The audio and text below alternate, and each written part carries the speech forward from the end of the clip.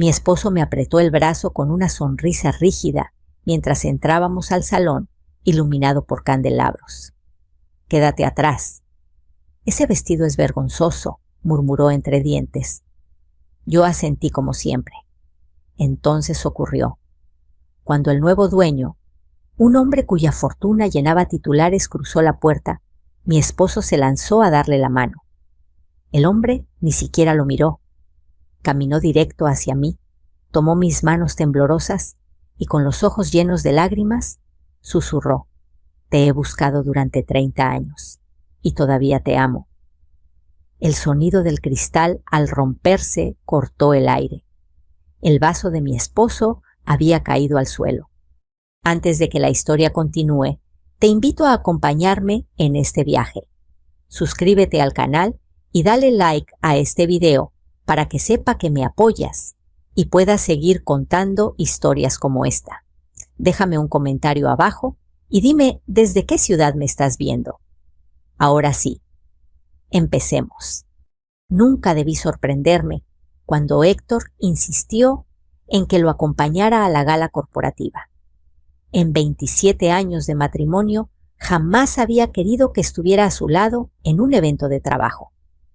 Yo era la esposa que se quedaba en casa, la que planchaba camisas y mantenía las conversaciones breves para no incomodar. Aquella tarde, mientras me anunciaba la invitación como quien dicta una orden, ni siquiera levantó la vista del periódico financiero. El nuevo dueño estará ahí. Necesito causar una buena impresión. Yo me quedé inmóvil con la jarra de café suspendida en el aire. ¿Estás seguro de que quieres que vaya?, pregunté con cuidado. No tengo nada. Apropiado. Héctor alzó los ojos grises y duros. Consigue algo. No me hagas quedar mal. No me hagas quedar mal. Esa frase había sido la música de fondo de mi vida adulta. No me hagas quedar mal hablando demasiado. No me hagas quedar mal recordando de dónde vengo. No me hagas quedar mal existiendo. Con el dinero exacto que él me daba cada mes, siempre contado, siempre justificado, recorrí tiendas de segunda mano. Aprendí a elegir telas que parecieran elegantes bajo luces fuertes y a coser dobladillos invisibles. El vestido azul marino que encontré era sobrio, de mangas largas, sencillo. Costó lo que a Héctor le parecía insignificante, pero para mí fue una victoria. Lo planché con cuidado y lo colgué al fondo del closet, como si esconderlo pudiera protegerme de su juicio. La noche de la gala, Héctor salió del vestidor con un smoking impecable que olía a dinero. Yo me miré al espejo, acomodé el collar que siempre llevaba oculto bajo la ropa, un pequeño relicario de plata, y respiré hondo. ¿Lista?, preguntó. Se detuvo al verme. Su gesto se endureció. ¿Eso es lo que vas a usar? Sentí que el vestido, que horas antes me había parecido digno, se encogía sobre mi piel. Es lo mejor que pude encontrar con el presupuesto, dije. Él suspiró fastidiado. Quédate atrás, no hables de nada personal, son gente seria. El salón del hotel estaba cubierto de manteles blancos y copas que tintineaban con risas altas, perfumes caros, música suave, conversaciones sobre inversiones. Yo me quedé donde Héctor me indicó, cerca de unas plantas decorativas que proyectaban sombras amables. Bebí agua y observé. Las esposas comparaban joyas, los hombres números. Todo parecía tener un lugar exacto menos yo. Desde lejos vi a Héctor gesticular frente a un grupo de trajes caros, la frente enrojecida por el esfuerzo. Su empresa estaba al borde, aunque él jamás lo admitiría en voz alta. Entonces el ambiente cambió. Un murmullo recorrió el salón. Las cabezas giraron hacia la entrada. El hombre que apareció caminaba con una calma que no se aprende, se nace con ella o se gana a golpes de vida. Cabello oscuro, con canas en las sienes, traje hecho a la medida, presencia silenciosa. Alguien susurró su nombre, el nuevo dueño. Sentí un vuelco en el pecho, una punzada que reconocí antes de aceptar la verdad. Ese modo de inclinar la cabeza, al observar esa forma de sostener la mirada, el pasado me alcanzó como un golpe. Héctor lo vio y avanzó con una sonrisa predatoria, la mano extendida. Yo quise desaparecer. El hombre aceptó el apretón con cortesía distante, pero sus ojos buscaban otra cosa. Y entonces me encontró. El tiempo se detuvo. Vi cómo su rostro palidecía, cómo la máscara del poder se resquebrajaba, y por un instante eterno volvió a ser el joven que yo había amado cuando creíamos que el amor bastaba. Caminó hacia mí, ignorando el mundo. «Disculpa», dijo a Héctor sin mirarlo. «Necesito hablar con tu esposa». Mi nombre en sus labios fue una grieta en el dique de años de silencio. Me tomó las manos. Estaban cálidas, firmes. «Te he buscado durante 30 años», dijo con la voz quebrada. «Todavía te amo». El salón quedó mudo. El vaso de Héctor cayó y se hizo añicos. Yo sentí el peso de todas las miradas, pero solo podía ver los ojos frente a mí, húmedos y ciertos. Héctor irrumpió rojo de humillación. «Esto es absurdo», espetó. «Ella es nadie». El hombre no se movió. «No puedo hablar de esto aquí», murmuré, y él asintió comprensivo, como siempre lo había sido conmigo. Héctor me agarró del brazo al salir. Apreté el relicario con fuerza, como si fuera un ancla. En el auto, su voz fue un látigo. Yo apenas escuché. Dentro de mí, una puerta antigua se había abierto y el aire que entraba olía a posibilidades que creí muertas. Esa noche, sentada en la cama, saqué el relicario. Dentro una foto deslavada y un recuerdo que nunca devolví. Pensé en la joven que fui, en la decisión que me partió la vida. Pensé en el hombre que ahora temblaba en su estudio haciendo llamadas desesperadas. Y por primera vez en muchos años sentí algo distinto al miedo-esperanza. Volví a respirar cuando el auto se detuvo frente a nuestra casa, pero no entré de inmediato. Me quedé unos segundos con la mano en la manija, como si el metal frío pudiera anclarme al presente. Héctor bajó primero dando un portazo que resonó en el garaje vacío. Yo caminé detrás en silencio, con el corazón aún desbocado. Esa noche casi no dormí. Cada vez que cerraba los ojos, veía el salón iluminado, el vaso rompiéndose en el suelo, y sobre todo esos ojos que me habían mirado como si 30 años no existieran. Fue entonces cuando los recuerdos, los que había mantenido cuidadosamente guardados, comenzaron a abrirse paso sin pedir permiso. Tenía 22 años cuando conocí a Julián. En ese entonces mi mundo era pequeño y concreto clases en la universidad pública, turnos extra en la biblioteca y las monedas contadas para el camión.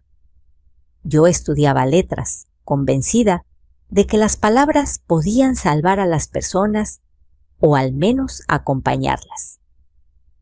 Él apareció una tarde en la cafetería con un cuaderno bajo el brazo y una sonrisa que no buscaba impresionar. Me preguntó si el asiento frente a mí estaba ocupado. Dije que no. Así empezó todo. Julián no hablaba de dinero ni de contactos. Hablaba de ideas, de proyectos que aún no tenían nombre, de sueños que parecían demasiado grandes para el espacio reducido de esa mesa pegajosa. Me escuchaba de verdad. Cuando le dije que no podía permitirme salir a cenar, respondió con naturalidad: «No te invité por eso. Te invité porque quiero seguir hablando contigo». Esa frase se me quedó grabada como una promesa. Nos enamoramos sin darnos cuenta. Entre libros subrayados, cafés aguados y caminatas nocturnas, construimos un refugio. Él me presentó a su mundo con cuidado y yo al mío con timidez. Hablábamos de un futuro sencillo, un departamento pequeño, una mesa siempre llena de libros, risas, que no dependieran del dinero. Cuando me propuso matrimonio junto al lago del campus, con un anillo antiguo de su abuela, Sentí que todo era posible. Acepté sin dudarlo, pero su familia no compartía esa visión. Los Blackwood, entonces yo aún no sabía cuánto pesaba ese apellido, medían el amor en términos de conveniencia. Un día su padre me citó en su oficina. El edificio de cristal reflejaba una ciudad que no me pertenecía.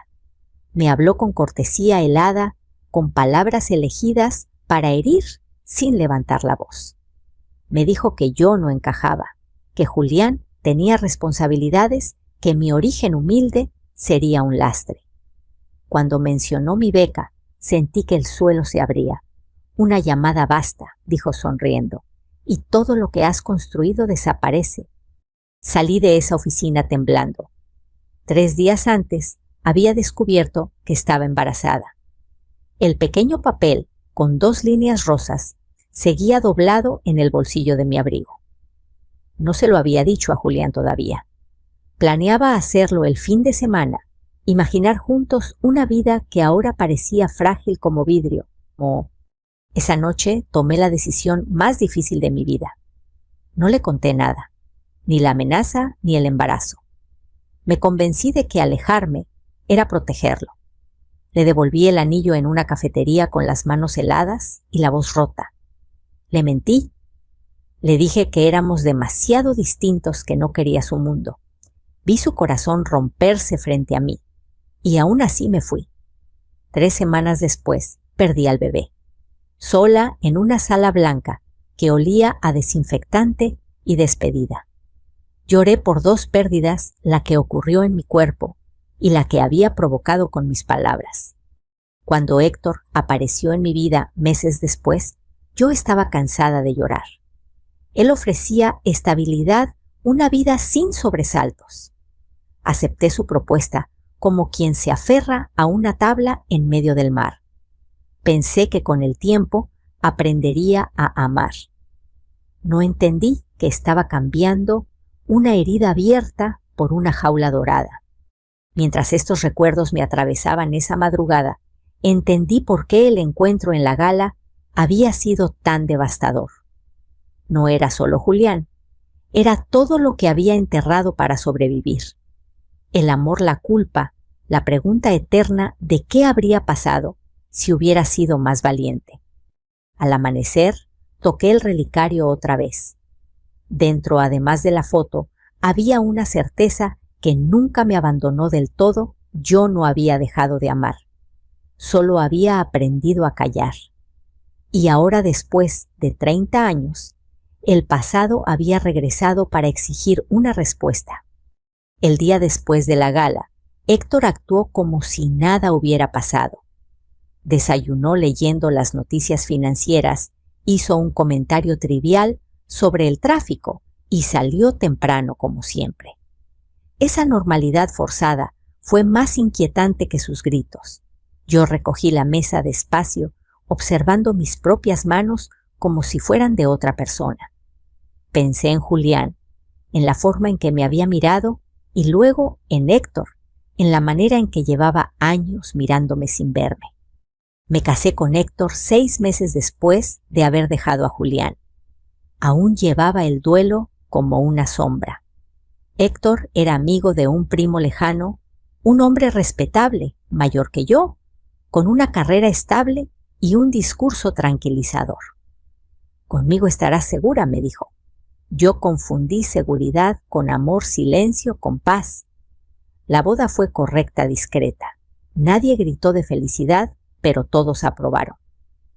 Yo sonreí en las fotos, convencida de que el tiempo haría el resto. Al principio, Héctor parecía atento. Opinaba sobre mi ropa para ayudarme. Sugería qué amistades no me convenían. Administraba el dinero para evitar problemas. Poco a poco, esas sugerencias se convirtieron en reglas, luego en órdenes. Me entregaba cada mes una cantidad fija y me pedía cuentas. Así funciona un matrimonio responsable, decía. Yo asentía. Quería creer que así era. Con los años, dejé de llamar a mis amigas de la universidad. Dejé de visitar a mi familia con frecuencia. no encajan en nuestro círculo, repetía Héctor con una sonrisa tensa. Empecé a medir mis palabras en reuniones, a reírme cuando él lo hacía, a guardar silencio cuando algo me incomodaba. Me volví experta en no estorbar, en no desear demasiado. Había momentos, sin embargo, en que algo dentro de mí se revelaba en silencio. Cuando veía mi reflejo en el espejo y no reconocía a la mujer que me devolvía la mirada.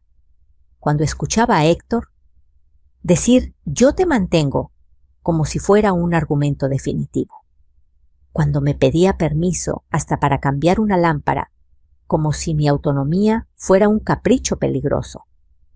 Yo lo justificaba todo. Me decía que era el precio de la estabilidad. La verdad era más simple y más cruel. Héctor necesitaba control. Necesitaba sentirse indispensable. Cada gesto de independencia mía lo inquietaba. Si yo mostraba interés por algo propio, un curso, un trabajo voluntario, una idea, él lo minimizaba. ¿Para qué preguntaba? No lo necesitas. Con el tiempo empecé a creerle. Después de la gala, esa estructura empezó a resquebrajarse. Héctor llegó tarde esa noche, oliendo a whisky y frustración. No habló. Se encerró en su estudio. Yo me senté en la cama, sosteniendo el relicario, y pensé en las elecciones que había hecho. Pensé en el embarazo que nunca llegó, a ser vida, en el amor que dejé ir por miedo, en el matrimonio que acepté por cansancio. Los días siguientes, Héctor se volvió más vigilante. Me preguntaba ¿a dónde iba? ¿Con quién hablaba?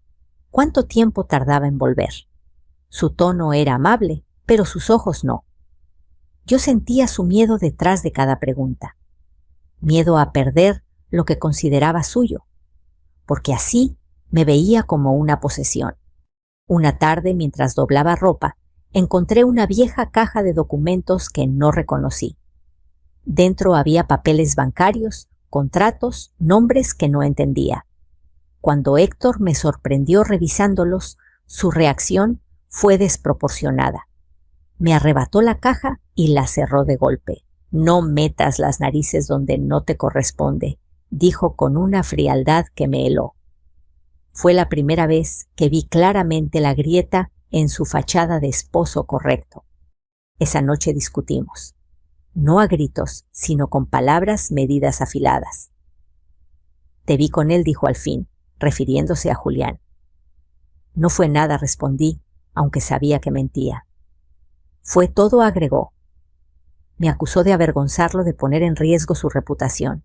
Yo lo escuché y por primera vez no me sentí culpable. Sentí cansancio. «¿Alguna vez me has amado?», pregunté sin pensarlo. Héctor se quedó en silencio. Luego respondió: «Eso no es lo importante». Su respuesta fue más clara que cualquier confesión. Entendí entonces que nuestro matrimonio nunca había sido un espacio compartido, sino un escenario donde yo cumplía un papel. Esa noche dormí poco. Miré el techo, contando las grietas, y me pregunté cómo había llegado hasta ahí. Recordé a la joven que fui, la que creía que el amor debía doler para ser real. Me di cuenta de que llevaba años sobreviviendo, no viviendo, y que el encuentro con Julián no había creado esa verdad, solo la había revelado. Al amanecer, mientras Héctor roncaba a mi lado, tomé una decisión silenciosa. Iba a escuchar lo que mi pasado tenía que decirme. No sabía aún cómo ni cuándo, pero por primera vez en décadas dejé de convencerme de que no tenía opciones. Algo dentro de mí había despertado y ya no iba a volver a dormirse. La confrontación llegó una noche que parecía cualquiera. La casa estaba en silencio, ese silencio espeso que se instala cuando dos personas han aprendido a evitarse sin hablarlo. Yo estaba en la cocina, lavando un plato, que ya estaba limpio, cuando Héctor entró y cerró la puerta detrás de él con un cuidado excesivamente calculado. No levantó la voz. No lo necesitaba. Su tono tranquilo siempre había sido más peligroso que sus gritos.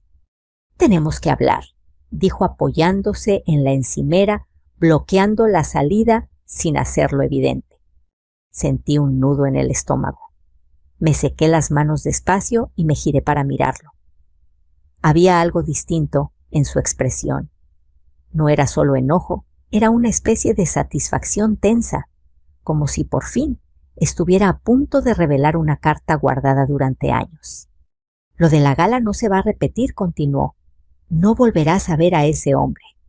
No respondí de inmediato. Por primera vez, el miedo no fue lo primero que sentí. Fue curiosidad. «¿Por qué te importa tanto?», pregunté. «Dijiste que no significaba nada». Héctor sonrió, pero no había humor en su rostro. Caminó unos pasos, tomó una copa y se sirvió whisky, aunque nunca bebía entre semana. Ese detalle mínimo me alertó. «Porque sí significa algo», dijo al fin. «Y tú lo sabes». El silencio se estiró entre nosotros. Yo podía escuchar el tic-tac del reloj, el mismo que él había elegido porque proyectaba seriedad. Entonces habló y cada palabra cayó como una piedra. «Él te estuvo buscando durante años». Sentí que el aire se me escapaba de los pulmones. ¿Qué dices?» Héctor bebió un sorbo y me miró directamente sin esquivar nada. 30 años, repitió. Investigadores, llamadas, contactos. Nunca fue discreto. Y siempre supe que era por ti. Las paredes parecieron inclinarse. Me apoyé en la mesa para no caer. «¿Lo sabías? ¿Y nunca me lo dijiste?» Claro que no, respondió, como si la pregunta fuera absurda. «¿Para qué? Para que te fueras corriendo con él». Yo protegí nuestro matrimonio. La palabra matrimonio me quemó la garganta. «¿Cómo lo protegiste?», susurré. Héctor dejó la copa y se acercó un poco más. «Haciendo que no te encontrara, cerrando puertas, pagando favores. Es increíble lo fácil que es desviar una búsqueda cuando sabes a quién llamar». Sentí náuseas. Todas esas noches en que yo había imaginado a Julián olvidándome, siguiendo adelante, viviendo sin mí, habían sido una mentira cuidadosamente construida por el hombre con quien compartía la cama. ¿Tú hiciste eso?», pregunté. «¿Durante todos estos años?» «Lo hice por nosotros», corrigió. «Tú eras vulnerable. Él era una fantasía peligrosa. Yo te di una vida real». La rabia empezó a abrirse paso entre el shock. «No me diste una vida», dije sorprendida por la firmeza de mi voz. «Me quitaste todas las demás». Héctor frunció el ceño molesto por primera vez. «No exageres. Te di estabilidad, casa, seguridad. Sin mí, ¿qué habría sido?» Ahí estaba. La pregunta que había flotado durante 27 años, ahora dicha en voz alta como una sentencia. «Habría sido yo», respondí. Él rió un sonido corto y seco. «Mírate, ¿de verdad crees que ese hombre quiere a la mujer que eres ahora? Él ama un recuerdo, la chica joven ingenua, no a esta versión cansada». Algo se rompió dentro de mí. No fue dolor, fue claridad. Entendí de golpe cada comentario, cada humillación disfrazada de preocupación. No se trataba de amor, nunca lo había sido. Se trataba de posesión. «Nunca me elegiste». Continué avanzando un paso. «Me recogiste cuando estaba rota y te aseguraste de que nunca pudiera irme». Héctor apretó la mandíbula. «Te di todo». No negué. «Me compraste silencio». Por un instante pensé que me golpearía. Su mano se tensó, sus dedos se cerraron, pero se contuvo. En lugar de eso, bajó la voz. «No te hagas ilusiones. Si intentas dejarme, te quedarás sin nada. Conozco a la gente adecuada. Puedo hacer que ningún abogado te represente, que no tengas acceso a una cuenta, a un peso». Lo miré de verdad, lo miré y vi a un extraño. Vi el miedo detrás de su amenaza, miedo a perder el control, a quedar expuesto. Ya me quitaste 30 años, dije con calma. No puedes quitarme más. El silencio volvió a caer, pero esta vez era distinto. Pesado definitivo. Héctor se apartó, tomó la copa otra vez y habló sin mirarme. Piensa bien lo que vas a hacer. Subí a la recámara con las piernas temblorosas. Cerré la puerta y me senté en la cama. Saqué el relicario y lo abrí. Por primera vez no sentí culpa. Sentí una tristeza profunda por la mujer que había creído que no merecía algo distinto. Esa noche entendí la verdad completa. Mi matrimonio no se estaba rompiendo por Julián. Se estaba rompiendo porque nunca había sido real. Y al saber que Héctor había manipulado mi vida durante 30 años, supe que quedarme ya no era una opción. No se trataba de amor ni de segundas oportunidades. Se trataba de sobrevivir. No me fui esa misma noche. No por miedo, sino porque necesitaba pensar con claridad. Pasé 2 días moviéndome por la casa como un fantasma, cumpliendo rutinas que ya no sentía mías. Héctor actuaba con una cortesía exagerada, como si la conversación en la cocina no hubiera ocurrido. Esa falsa calma era otra forma de control. Yo la observaba desde fuera, como si ya no me perteneciera. La tercera noche, cuando por fin estuve sola en la habitación, saqué el papel con el número que Julián me había deslizado en la mano al despedirse en la gala. Lo había guardado en el relicario junto a la foto. Me quedé mirándolo largo rato, sintiendo el peso de 30 años comprimidos en una decisión. Llamarlo significaba cruzar una línea. No llamarlo significaba aceptar que Héctor había ganado. Marqué con los dedos temblorosos. Contestó a la segunda llamada como si hubiera estado esperando. «Gracias por llamar», dijo con voz suave. «¿Estás bien?». No supe cómo responder. Nadie me había hecho esa pregunta en mucho tiempo sin esperar algo a cambio. «No admití, pero quiero estarlo». Quedamos de vernos en un café discreto, lejos de lugares donde Héctor pudiera aparecer por casualidad. Cuando llegué, Julián ya estaba ahí. No se levantó de inmediato, me dio espacio y respeto. Hablamos durante horas. Le conté toda la amenaza de su padre, el embarazo, la pérdida, el matrimonio con Héctor, la confesión de la manipulación. Julián escuchó sin interrumpir, con el rostro endureciéndose a medida que comprendía la magnitud del daño. «No puedo cambiar el pasado», dijo al fin, «pero puedo ayudarte ahora, no por lo que fuimos, sino por lo que mereces». Me ofreció algo concreto, no promesas vagas, trabajo e independencia económica, abogados que no le debían favores a Héctor. Me habló de opciones de tiempos de seguridad. Por primera vez, alguien me explicaba mis posibilidades como si fueran reales. Aún así, dudé. Pensé en el qué dirán, en la vergüenza pública en la edad. Pensé en empezar de cero, cuando todo el mundo espera que una mujer aguante. Pensé en mi madre, en sus silencios, en cómo me enseñó a resistir sin quejarme. Y entendí que eso también era una herencia que podía romper. Esa noche regresé a casa con una claridad serena. Héctor estaba en la sala, viendo televisión sin verla. Apagué el aparato y me senté frente a él. «Me voy», dije. «No es una amenaza, es una decisión». Él sonrió condescendiente. «No sabes lo que dices». «Lo sé mejor que nunca». La discusión fue breve. Cuando vio que no retrocedía, sacó su última carta, el miedo. Habló de abogados, de dinero, de humillación. Yo lo escuché sin interrumpir. Cuando terminó me levanté. «Prefiero perderlo todo que seguir perdiéndome a mí». Subí, tomé una maleta pequeña y guardé lo esencial: documentos, ropa cómoda, el relicario. Nada más. No me llevé recuerdos que no me pertenecían. Al bajar, Héctor estaba de pie rígido. «Vas a volver», dijo. «Siempre vuelven». Lo miré con una mezcla de tristeza y firmeza. No esta vez. Salí sin mirar atrás.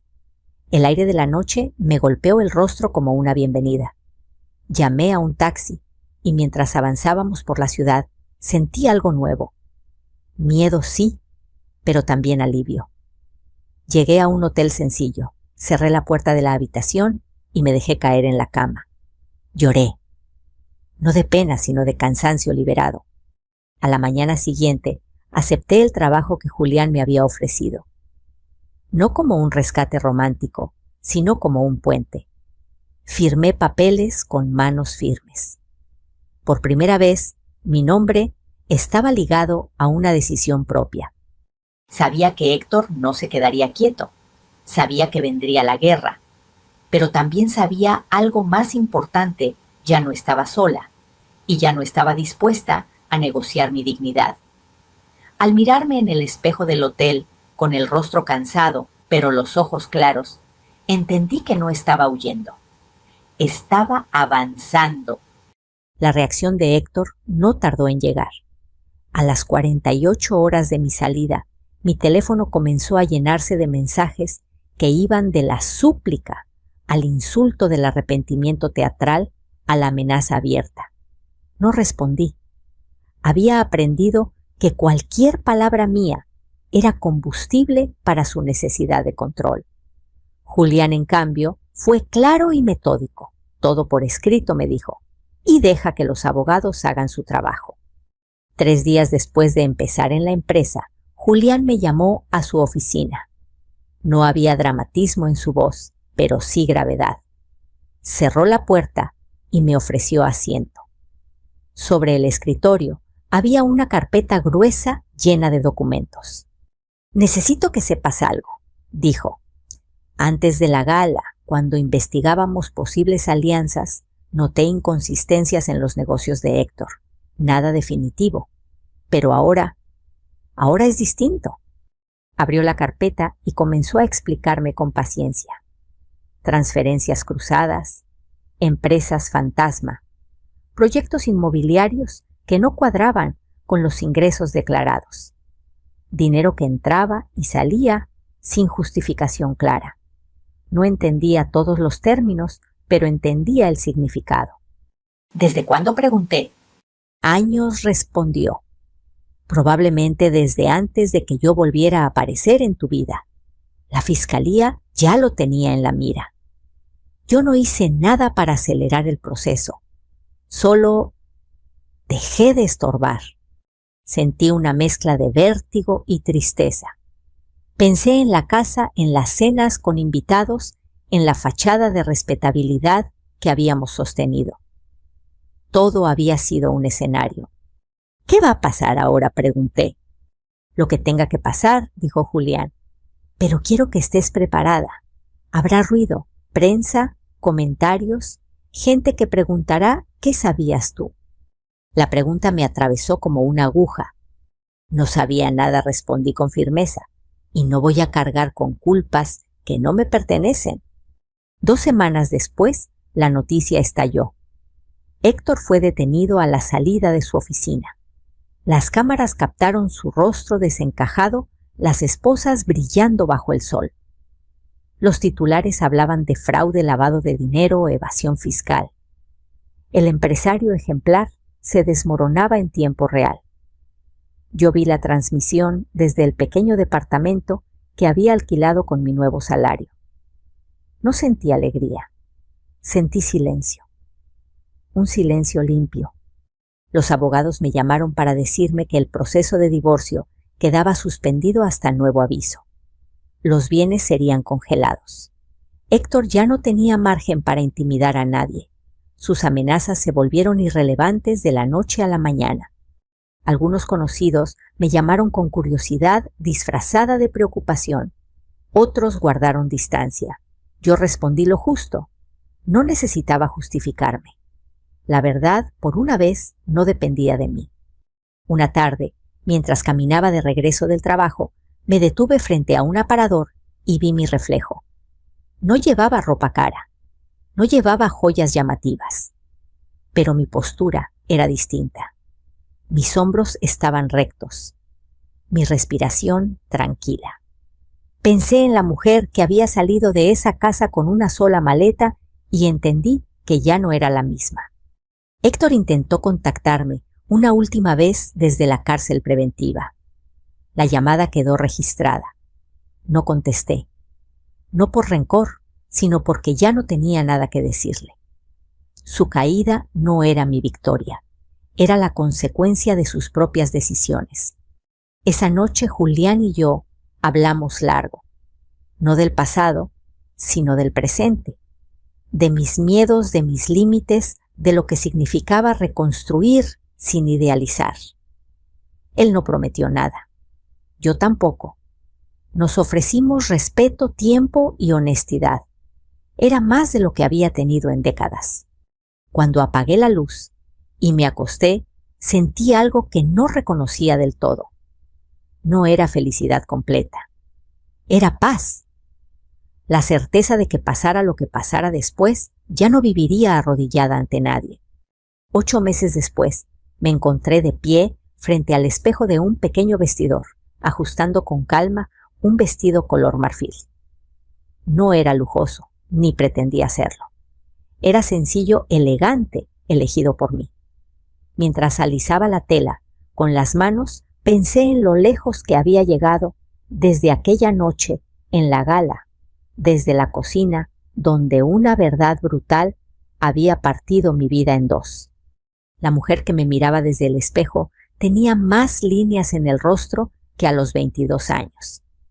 El cabello mostraba hebras plateadas que antes me esforzaba en ocultar. Pero había algo nuevo en mis ojos, una certeza tranquila. Ya no estaba allí por obligación, por miedo o por cansancio. Estaba ahí porque había elegido estarlo. Mi vida se había transformado de maneras que jamás imaginé. El trabajo me daba estructura y propósito.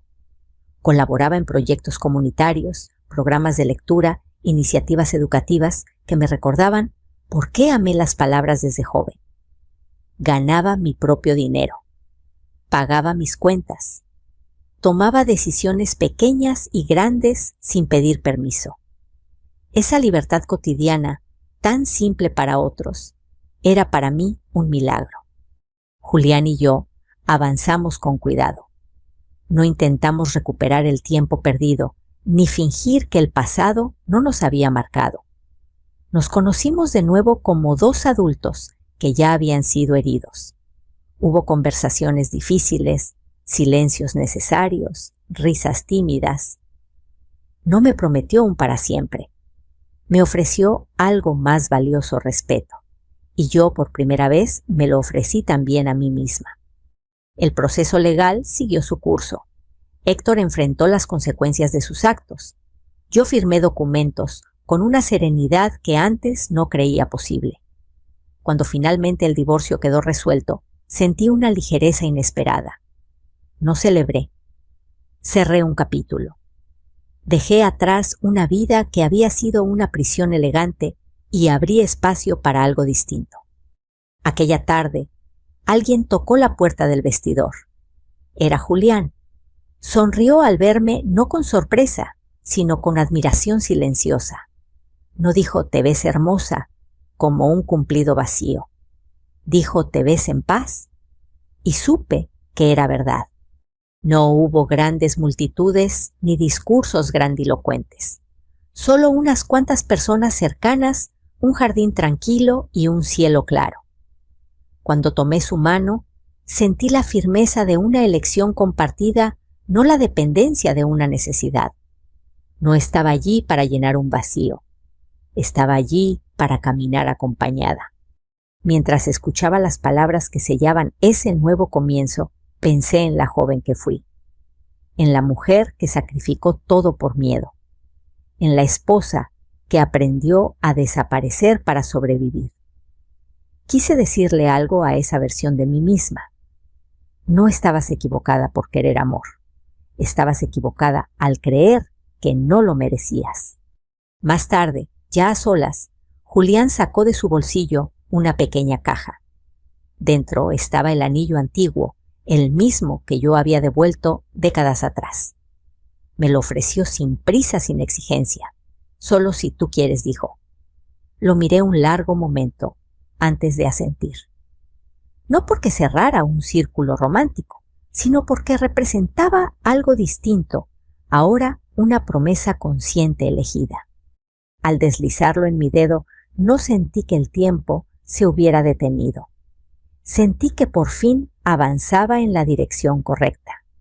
Esa noche, mientras la celebración seguía su curso, me aparté unos minutos para respirar el aire fresco. Observé las luces a lo lejos y pensé en todo lo que había perdido y ganado. Comprendí que la vida no me estaba compensando por los años robados. Me estaba ofreciendo algo mejor claridad. Si hay algo que aprendí, es esto: nunca es demasiado tarde para elegirte.